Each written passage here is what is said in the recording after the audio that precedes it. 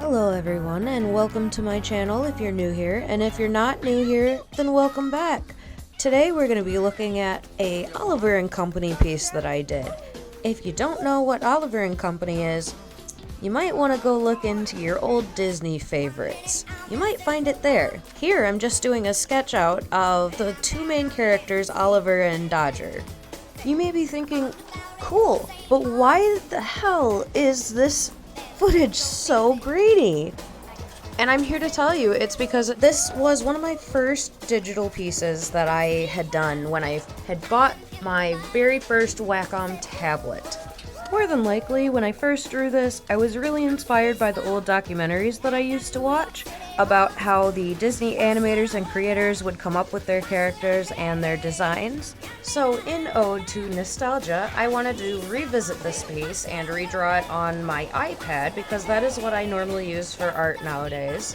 I wanted to see how my style had changed, but not only that, how I could proportion these characters better in their landscape, so to speak.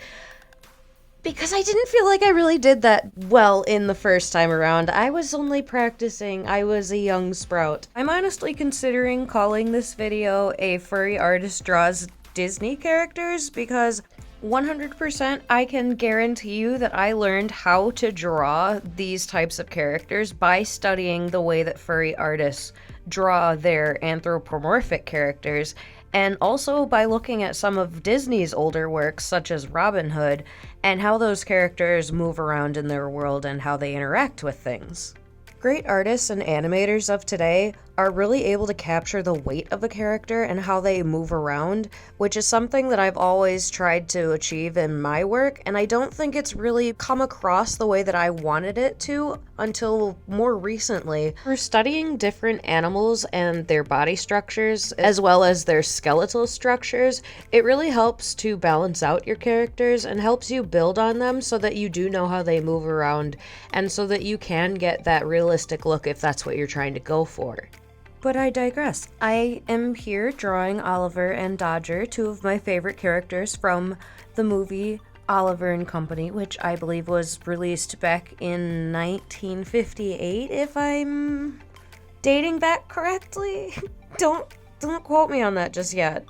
I'll put it in the comments or in the description box below, and don't yell at me because it was really fun being able to go back to this piece because it has been around 10 years now since I drew the first iteration of Dodger and Oliver here. I always thought they looked like they were dancing or they're just running through, like, I don't know, the streets of New York, because that's where they live. But I don't know, tell me if it looks weird if they don't have their, like, two back paws, or maybe I'm just overthinking it.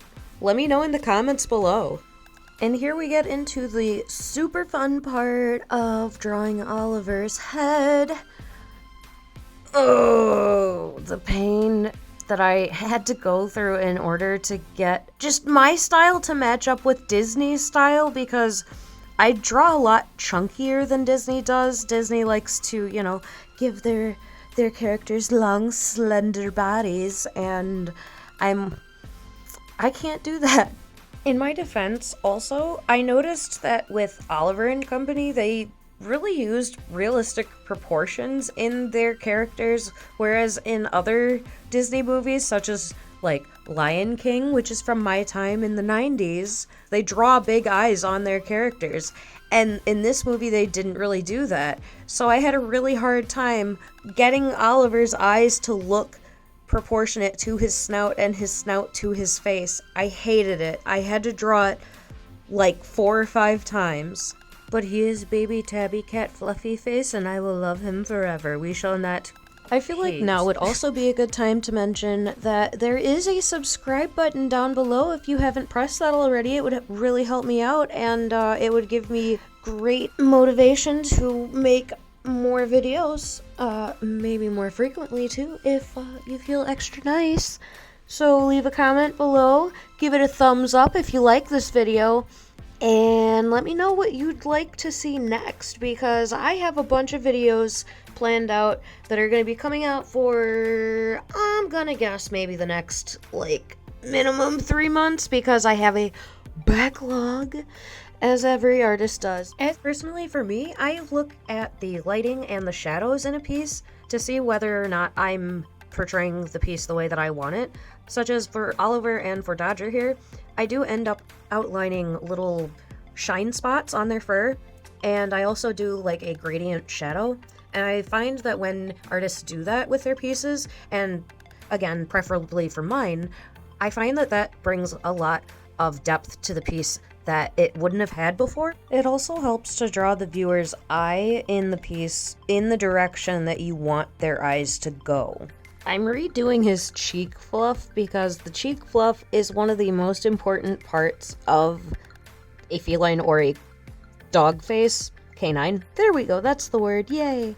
It helps to give their faces dimension, whereas there otherwise might not be, because if you don't do it right, like right here you have the extra little cheek fluff right on the outside of his eyes, but if you don't do it right, it just kind of makes the character look flat, and I don't want that for my characters.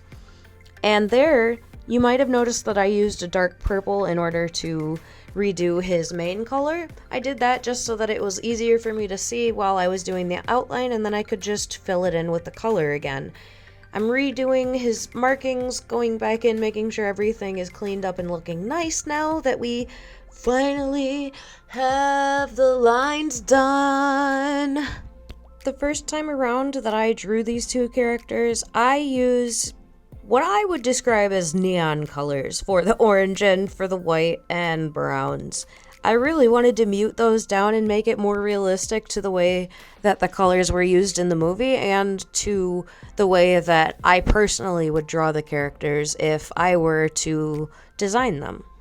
Like using bold black lines and sharp shadows in order to create the depth that I want for characters that I draw, but I also really like old comic book style, such as DC Comics, and how they shaded their work, so I kind of try to just smush a bunch of styles together that I like and that I have admired over the years, and that's kind of just become the amalgamation of my personal style, I guess. Why Oliver and Company exactly? Well, as I said before, a little bit of nostalgia, but also a little bit of trying to learn from the process and trying to see where I've come and been the last, 10 or so years as an artist.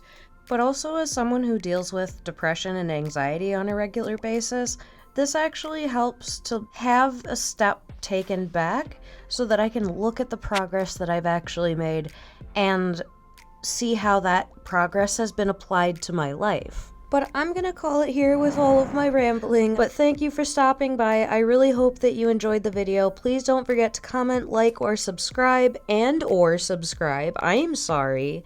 We're giving credit where credit is due here. Thanks everyone, I hope you have a great day, and I will catch you later in the next one.